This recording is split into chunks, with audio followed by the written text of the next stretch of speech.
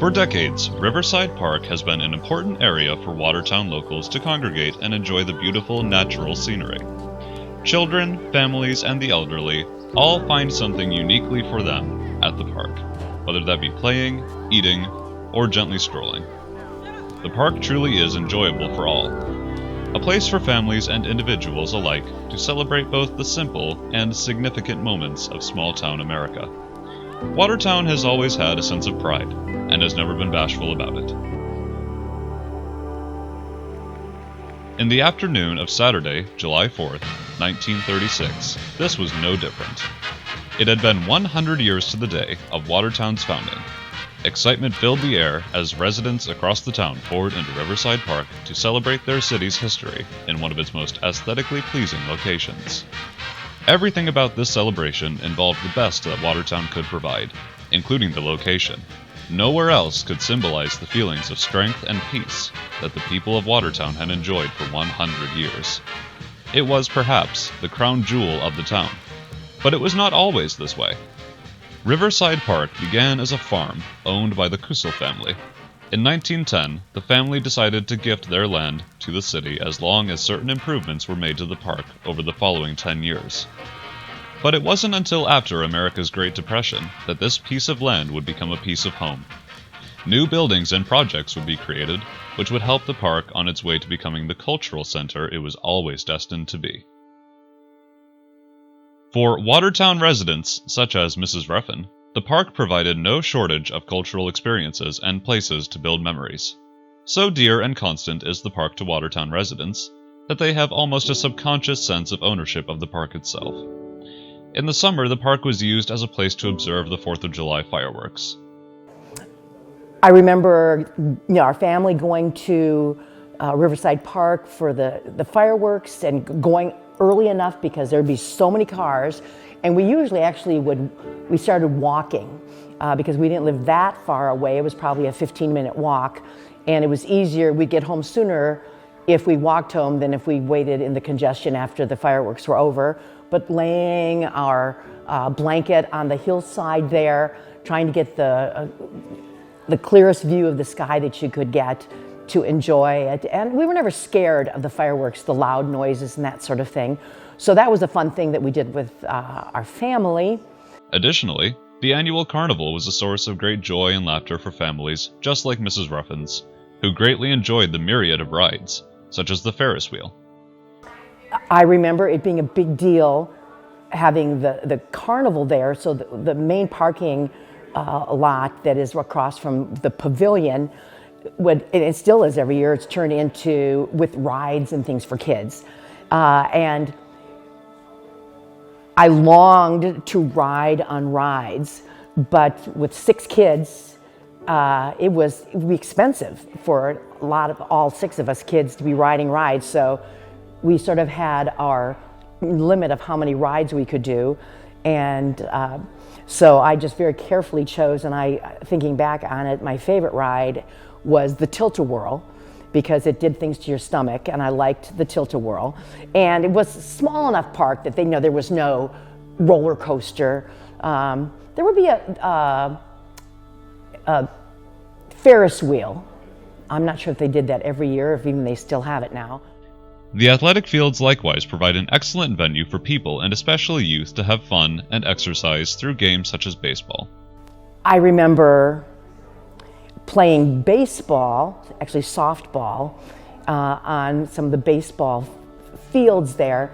And that again that memory is from probably early teenage years, because I am not an athletic person.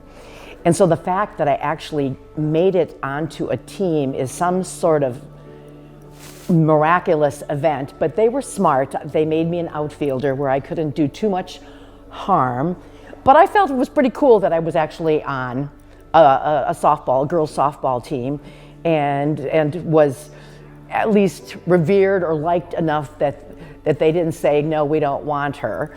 But they were smart enough, again, to put me in the outfield. So that was a memory. Riverside Park has endured since its creation as a critical component of Watertown in the eyes and hearts of the residents, and parks as a whole are in no danger of ever leaving Watertown. So I think the community just enjoys it immensely. This seems to be a pretty active community. A lot of walkers, a lot of bikers, a lot of runners. And so I think they use it for all of those things. And it's fun to us just to watch and to see, and to participate in the things that we can participate in. I think the community values the entire park system that we have, and for a town of our size to have the number of parks that we have is pretty astounding. One piece of architecture in particular played a large and unique part in bringing the Watertown residents together: a wall. How much of the walls remain, I don't know that I can actually historically date that. But having been over most of the park and looking at the basic structure of all of them, I would say the majority of them are original.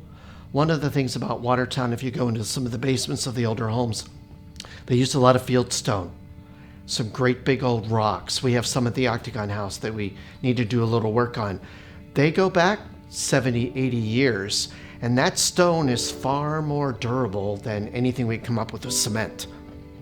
So if you look at them close enough, you can see patchwork, but I would dare say after the WPA worked on them, other than little bits and pieces of repair work or removing something, seems like some of them used to have jotting up little stones, which would make them look a little bit more medieval or a little more ominous. Some of those have been removed, but other than if it's bad enough to take it total away, I believe it's pretty much original. Though now fallen in disrepair, the wall's presence still stands as a symbol of strength and perseverance for the people of Watertown as they gaze back into their not-so-distant history. Perhaps the most popular addition to this natural beauty was the swimming pool. This was a new and exciting venture for the people of Watertown. A public place filled with laughter and joy, the pool drew the residents to its waters. Mrs. Ruffin fondly remembers the pool, especially as both a young child and a teenager, as a place of refuge from the oppressive summer heat for her and her friends. Probably as a teenager, I was a little bit more captivated by, again, the swimming pool, because in the summers it was hot and that was a place to cool off. The thousands of visitors to the park every summer would come to love the pool and appreciate it as a means to cool off and make memories with friends and family. But this was far from the end of the park's growing amenities. By 1954, Riverside Park had its very own band shell. With these and many other features being added seemingly every year, Riverside Park gained and added new life as a community center for all of Watertown. Visitors flocked to see the natural beauty. People and nature would come to benefit from one another through the building of the park, and it was this realization that solidified this tract of land as the crown jewel. Mrs. Ruffin remembers well the many memories she made with her family, and especially her mother, making wondrous music in the band shell. My mom played the saxophone, and I think there was a time when she maybe played in the city band, but she also played in the city orchestra, and it seems like there was a time that maybe even the city orchestra in the summer played there, and my mom played her violin in that group. I do remember as kids, during like just the afternoon, the band shell's just wide open, so we would pretend that we were, giving a concert. Among the many cultural hubs in the park, the band shell was for many citizens the liveliest and most culturally enriching. Citizens fought hard to build and preserve their beloved park for future generations. Structures were renovated and rebuilt, landscapes were cleaned and groomed, wildlife was respected. Because this land, this town, this park was their home, and what a home it was. Some of Mrs. Ruffin's fondest childhood memories involve playing baseball in the park, or even just watching her brothers play.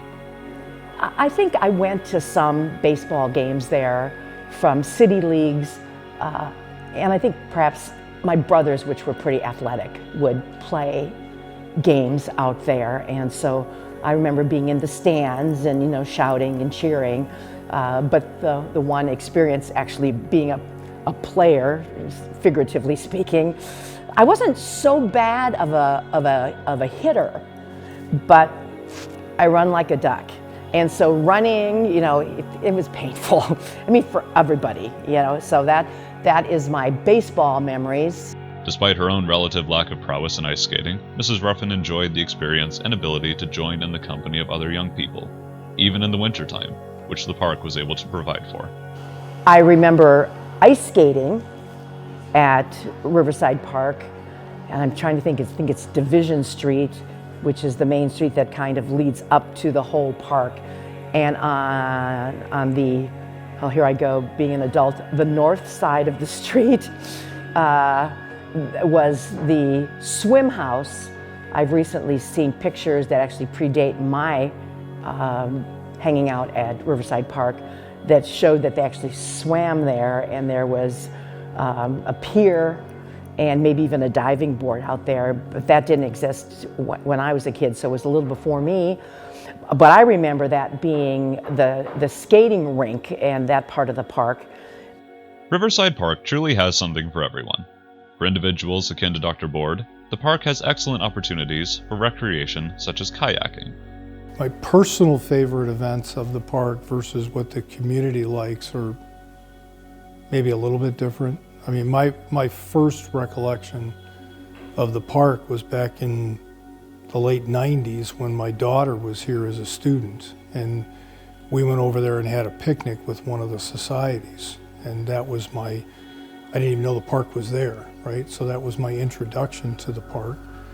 What I really like about the park today is we own a couple of kayaks, and it's a great place to go kayaking up and down the river around the park.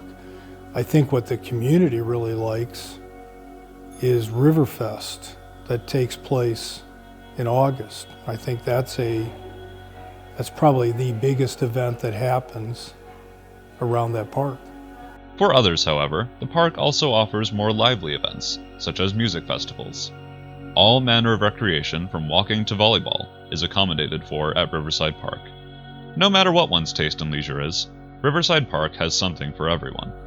Dr. Board and the rest of Watertown not only find the park to be relaxing, however, the natural beauty makes the park ideal for photography and memory building in an aesthetically pleasing environment.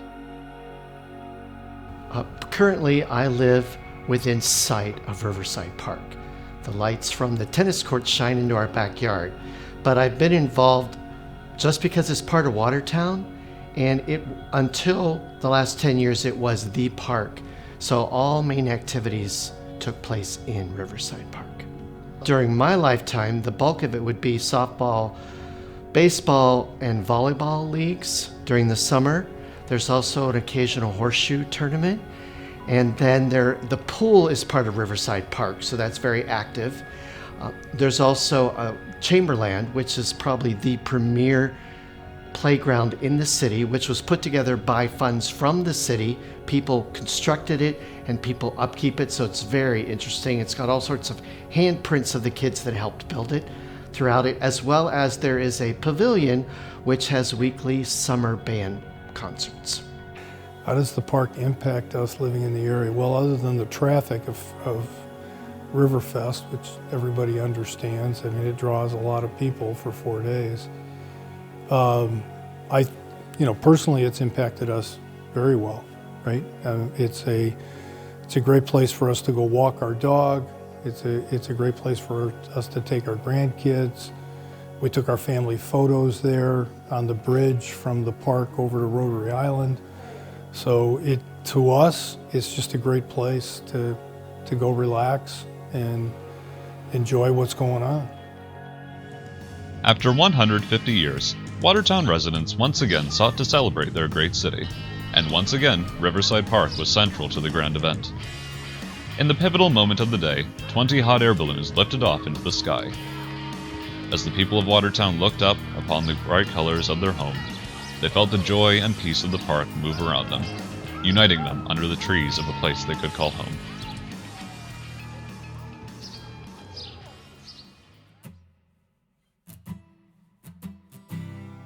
That same joy and peace continues today. All citizens of any age can find pleasure in what the park has to offer. But what of the future? Will the coming generations of Watertown citizens be able to enjoy Riverside Park? Only time and the will of Watertown will tell.